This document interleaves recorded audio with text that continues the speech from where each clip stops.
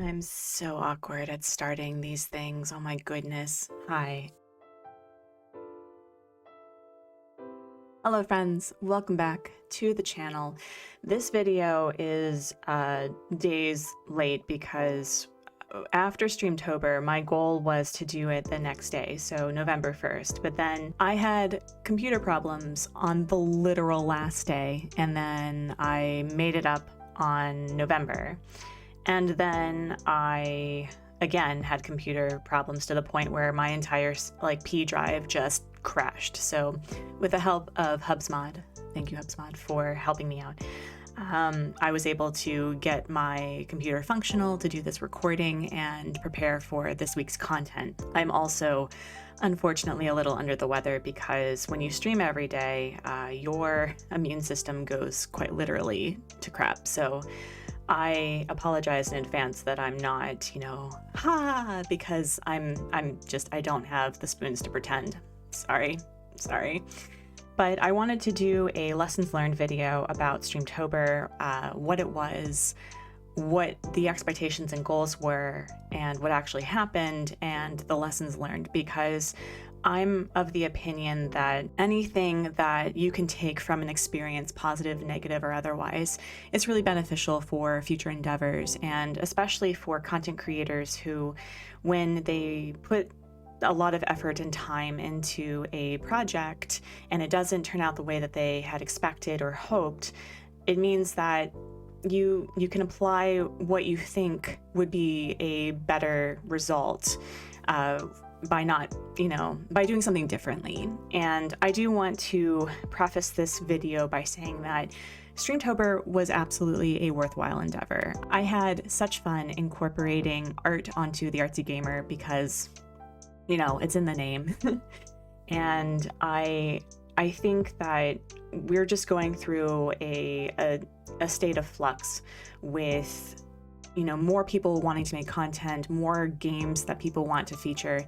And it's just a struggle for a lot of content creators with figuring out what to do after Animal Crossing effectively, because we're moving away from that as being the primary source of our channel's content. So also, if you have not met me, hello, I'm Artsy from the Artsy Gamer. I started making content in late 2020 and started doing it regularly in 2021. This channel was a pillar of my self-care following a series of habitual miscarriages, and kind of documents my experience with being pregnant with my now son, who is 7 months old. And so I originally treated this channel as just, for funsies. I really enjoyed meeting new content creators and giving back in a way that I didn't feel like it was my responsibility to be a place for people to be unabashedly themselves with honest vibes, but I felt it was important to be a place where you could just be, right? And I still stand by that, where I know for a fact that I am a content creator that really can't hype up that way. It's not my personality, it's not my energy. But what I realized from Streamtober was my pillar of self-care is starting to become a focus for putting myself out there for content, for money and revenue. And I learned a lot about myself this month. So let's get into what Streamtober was. Streamtober was a month-long initiative for streaming literally every day. The goal was to start incorporating other content other than Animal Crossing, so I featured a couple of times Coral Island, my new obsession. There'll be more videos on it, I promise. Oh, it's such a good game. And I started playing Cult of the Lamb as of November 1st, totally obsessed. And I started doing art. I focused all on Animal Crossing for my artwork. I did also a month-long project called Artoween. If you don't know what Artoween also was, in addition to Streamtober, it was a month-long project where you are provided a prompt every day and you do art based on that prompt. And I was pretty open to having people do whatever the hell they wanted: nail art, selfies, photo manipulation, digital art, traditional art, watercolor, whatever. And the goal was just to really tune in with yourself and be creative. It wasn't about being perfect, it was just about doing the thing. And I was pretty proud of the fact that despite having a whole other thing that I was doing with Streamtober and, being a parent, I did complete a lot of the prompts, and I want to go back and add more to them and also fix the ones that I wasn't really happy with. But all in all, with the exception of one day when we had someone come in to clean the house in preparation for our friends visiting, I streamed every day.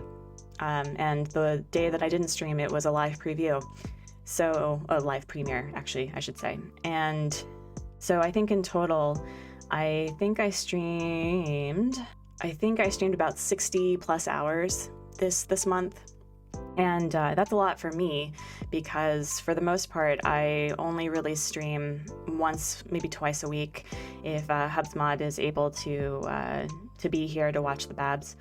But it was definitely an increase in output for me, with regards to putting myself out there, doing the thing, and then moving on with my day. And so the goals that I had for Streamtober were to effectively add hype to the channel. I like being the cozy place for people to unwind and chill out and just be there, be present. I'm not really as I said, I'm not a very energetic person at the moment, just because I'm so tired all the time.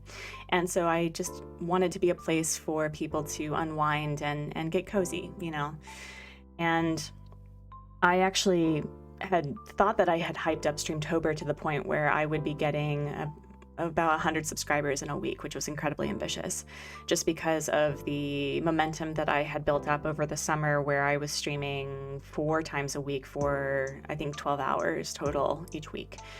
And so that's not what happened. That's not what happened.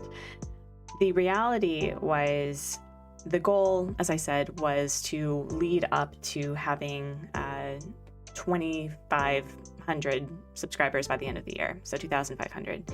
And what ended up happening was, by the end of the month, I didn't have more than 100 subscribers. By the end of the week, the first week, I was pretty consistent with where I was at, and I actually noticed that there was less viewership.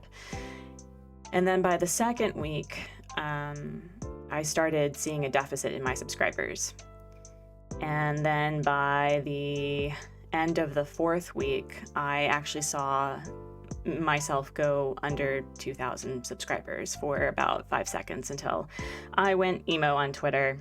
And I'm pretty embarrassed to admit that, as being a person in their 30s, that I actually gave a crap about subscriber numbers when it's not even the focus of my revenue.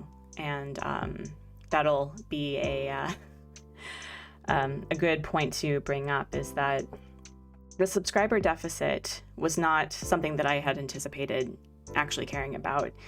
And when you put yourself out there every day and you're not really seeing the result that you had expected,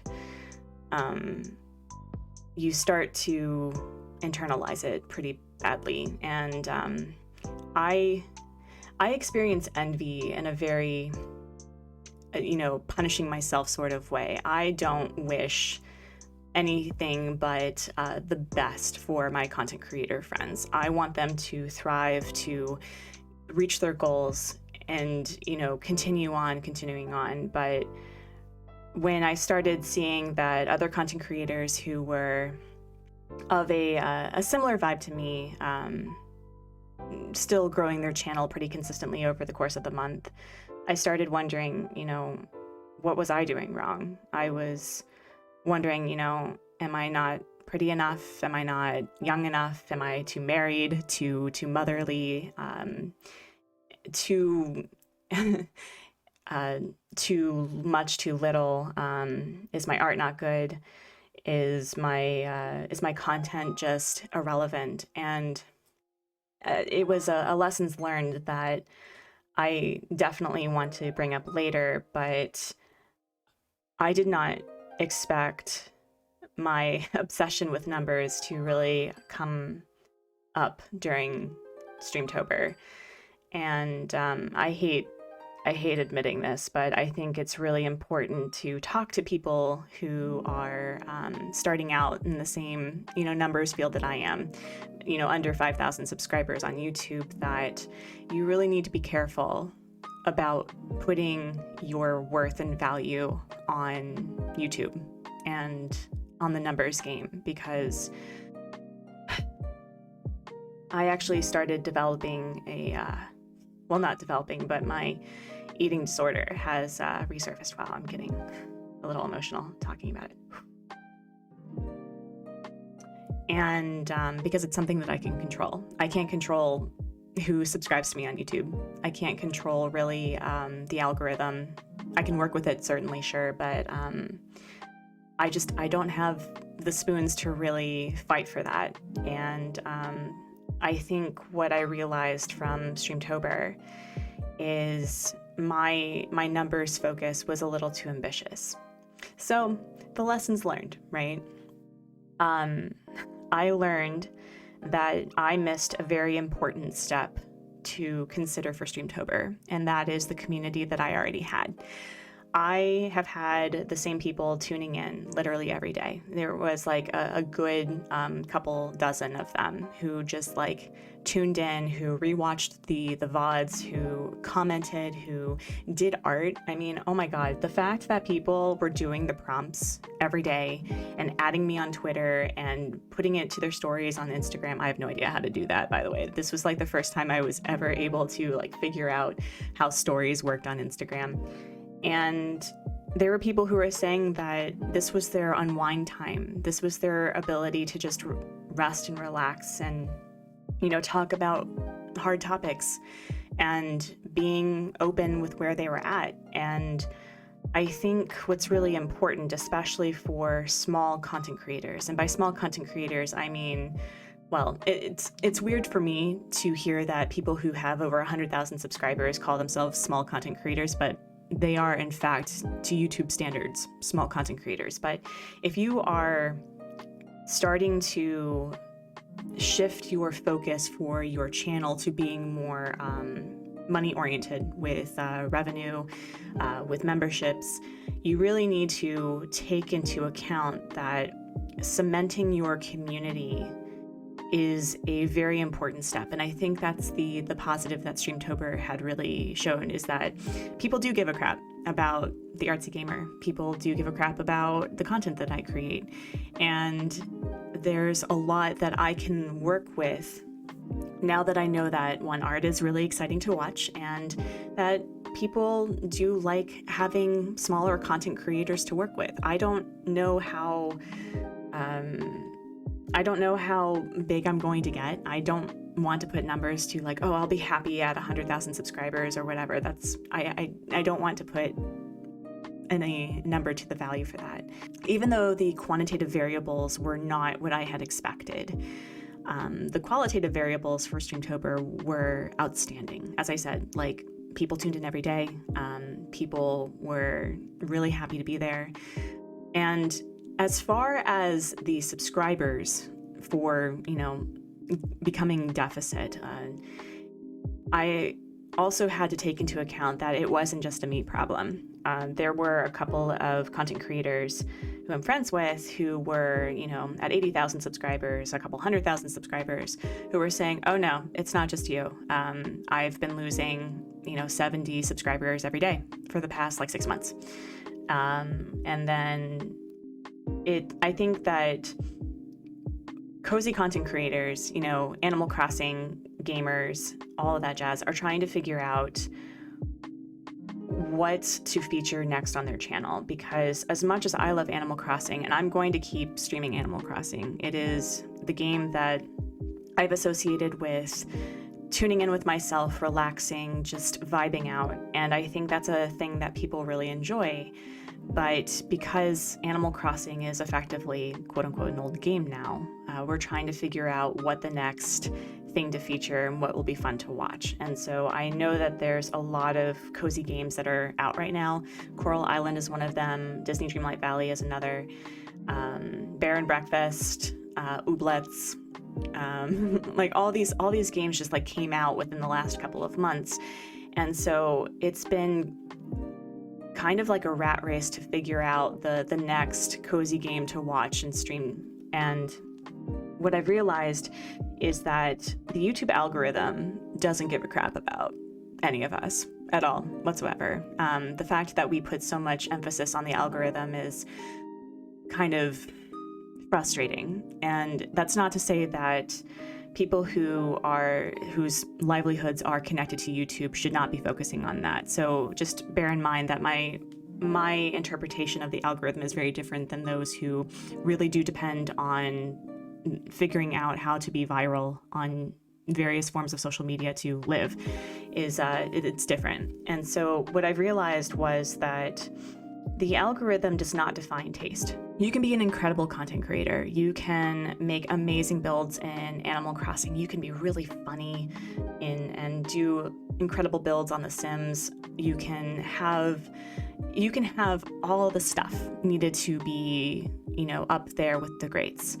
But the algorithm defines trends. And so the lessons learned that I take from Streamtober that I could have probably done differently is I could have featured the new games coming out. And I know that people really enjoyed watching me do art, but I realized also that I was starting to become really burnt out. It's something that happens to me a lot with art, that when I put emphasis on money and value about my art, I get really worn out really quickly. And so I think what would have been a better strategy is to do art every other day, do Animal Crossing one day, and maybe another cozy game, Cult of the Lamb, Coral Island, whatever, and then having a community game night. So I would say that the biggest lesson that I've learned is that consistency is key, but what's trending is what promotes growth. So if I was doing what I decided to do, people are not going to watch me and instead are going to watch another content creator who is doing what they're interested in seeing, which is what's trending. And because I decided to do my own thing, as I mentioned, it cemented the community that I already had. So that is a step that many people overlook. I think a lot of content creators want to just reach for the stars and not really hone in and focus on what really made their community so concrete. To grow community, you have to offer a way to, grow it. And so I know that Artoween was this art project that I worked on stream and that I encouraged other people to do. But that wasn't really a community building endeavor. It was something that I did and what other people did. And I think if I had, done Jackbox or Gardic Phone, I think that's what it's called, and really allowed for people to feel part of the experience, I think that I would have seen more growth overall. So in addition to perhaps adding something that was community oriented, I think I needed to also consider something long term. One big thing that's trending right now is, can you finish an island in 30 days? And something that's like a consistent project. 3 examples that come to mind are, Chase Crossing was doing a villager hunt to see every single villager possible and then doing a face reveal, which was a really cool idea. Raven from Froggy Crossing built an island in a month, making her own custom codes, not using any of the online Nintendo subscription.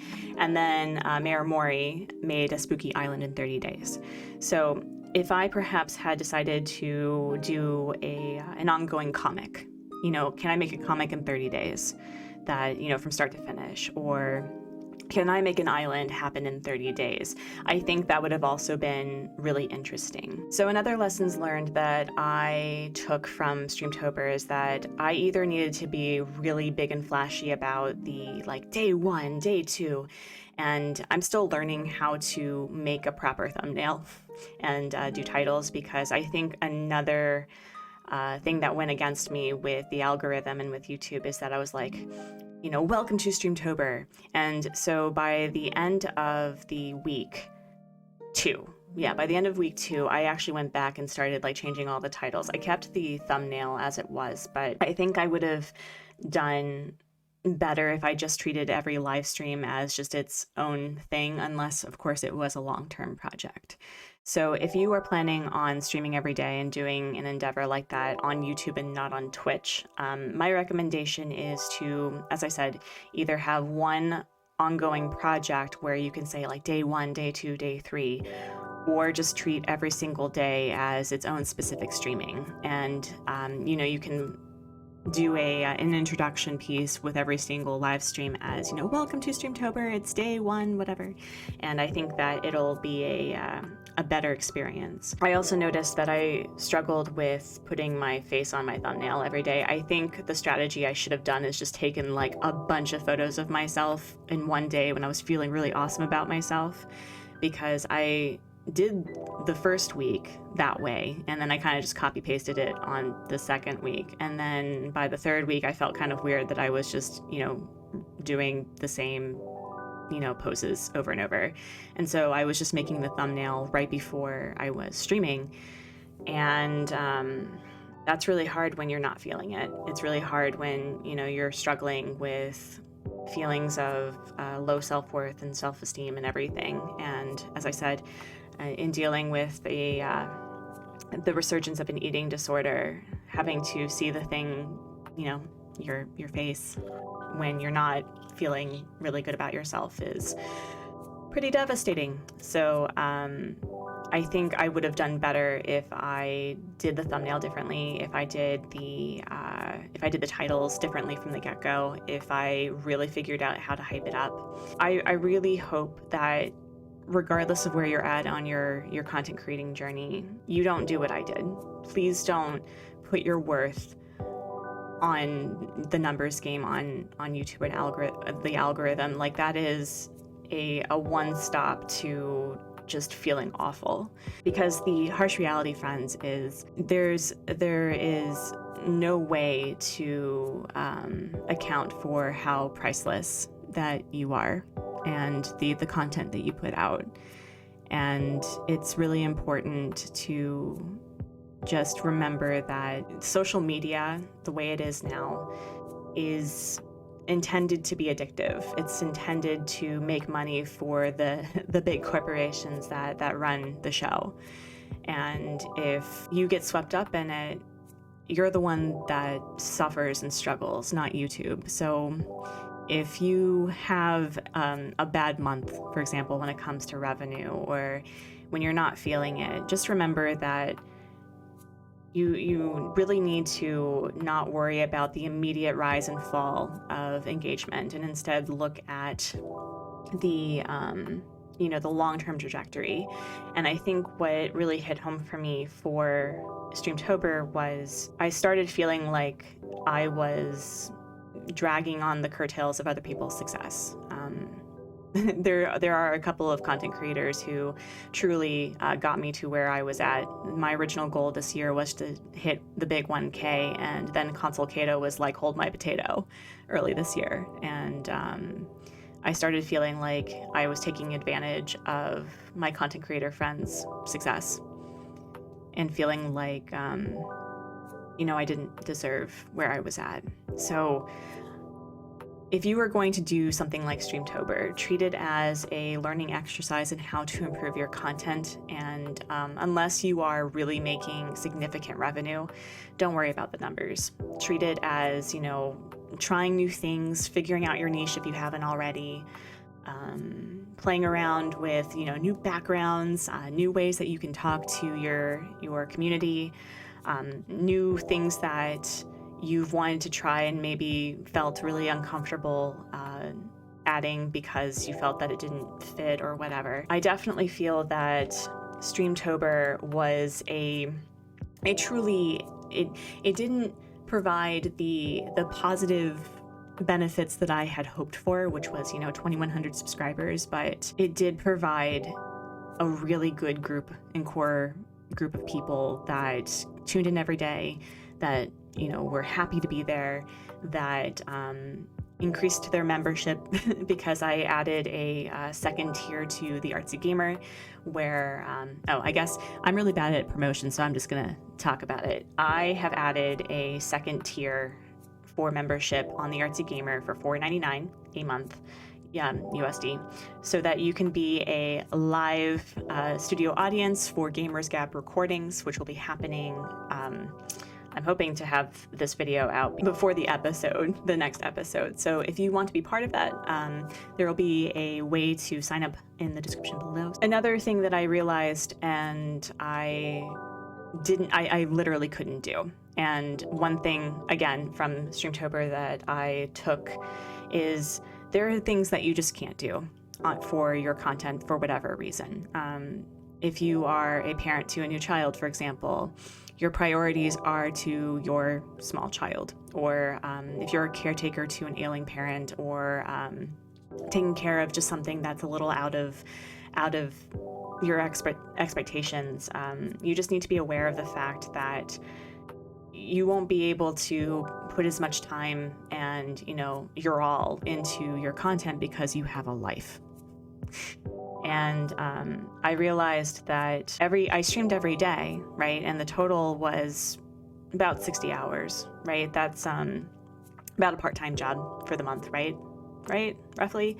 If I didn't have the responsibilities that I have, and I don't want to say that I regret having a child. I love my child so much, and it really sucks that I have to express that I love being a parent. But if I could put my entire being into streaming for Streamtober, I would have done 3-hour, 5-hour streams every day because I could. And the fact that I really could only tune in about 1.5 hours on average, most people want to sit and be part of the cozy for a couple of hours and not have to worry about what their next content is going to be. So just know that more people will probably prioritize a longer stream. And again, if you are doing your own thing and not what's trending, that'll also probably go against you with the algorithm or with what people want to watch. So it was a lessons learned for sure, and I definitely felt better for realizing that. Really, I compare Streamtober with streaming every day to over the summer where I was streaming 4 times a week.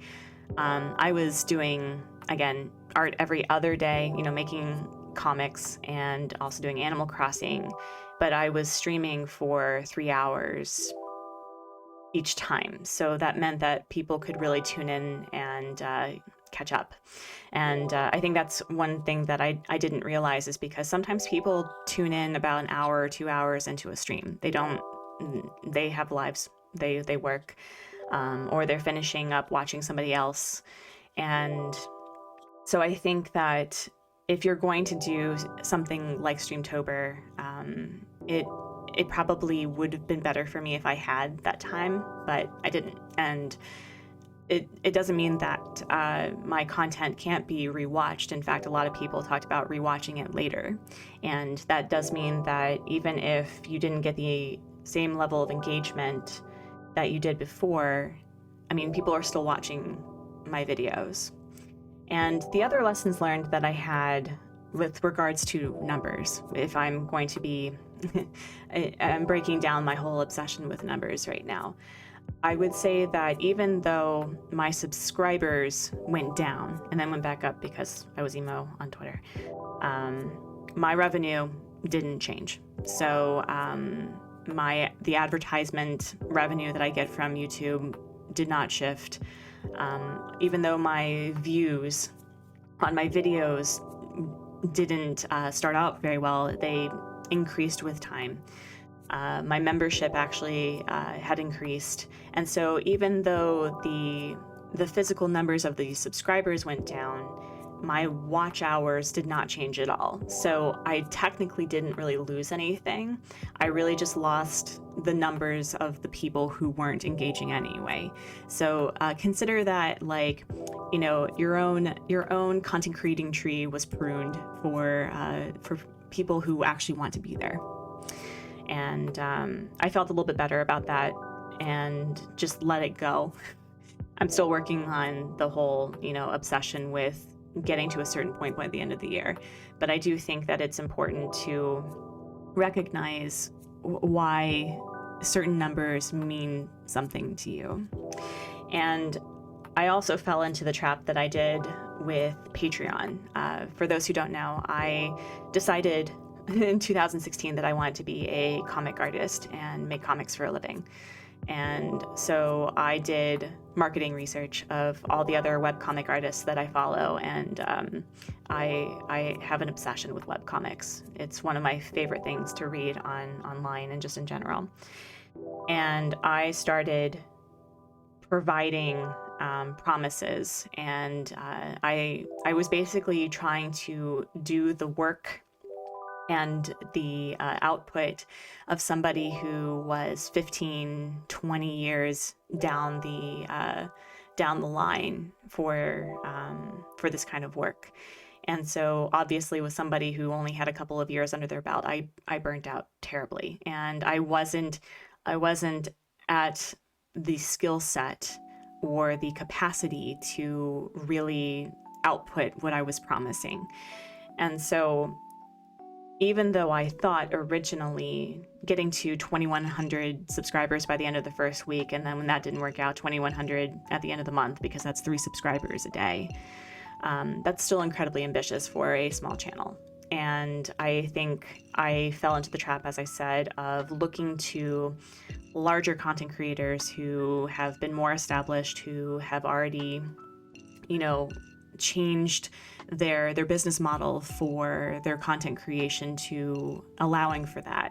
And with someone who is just starting out and starting to shift their content creation towards, revenue and membership promises and all of that, I think what I should have focused on instead of the numbers is trying to see where my content was going to go from there and what my membership could look like in the following months when I wanted to start adding more content to the Artsy Gamer.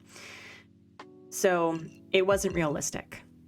My numbers focus was not realistic, and instead what I could have done is focusing on having consistent memberships. And because of gifted memberships on YouTube, it's very hard to stick to that because we have the Sanchez Squad in the cozy gaming community that just gifts people on a variety of different channels. And so I think if I were to do Streamtober again and I was same numbers, all that jazz, I think what I would have done is focus on variety. I would have focused on community building things like, a game night for everybody. I would have started brainstorming what I was going to do for the next couple of months, the next year. And I think that was a positive benefit because I was so frustrated with the numbers that I was like, you know what? I think I'm going to say screw YouTube and screw the algorithm. And I'm going to start going back to the basics of what I think the Artsy Gamer could be. So that's why I'm going to be focusing on Gamers Gab and getting at least 2 co-hosts to participate each month. And as my son starts making developmentally appropriate choices with, growing and developing, I'll figure out different ways to maybe have a couple of streams during the week or something that are only a couple of hours long but are tuning in and being community oriented. So I hope that I was able to kind of keep on task with this video. My goal is that I am always a fervent believer in lessons learned. And so even though Streamtober didn't have the results that I had hoped for, that doesn't mean that it wasn't a worthwhile endeavor. And I think it gave me another piece of, a big old hunk of humble pie with the fact that there are people who output content every day. and have been doing so for years, and deserve the world because of the content and the joy that they bring to people's lives every day. It made me realize that, you know, the numbers aren't everything.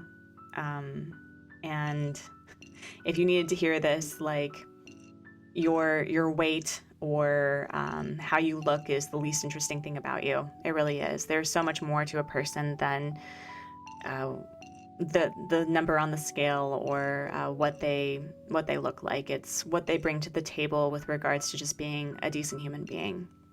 And I also realized that my art has definitely improved since I started in 2016.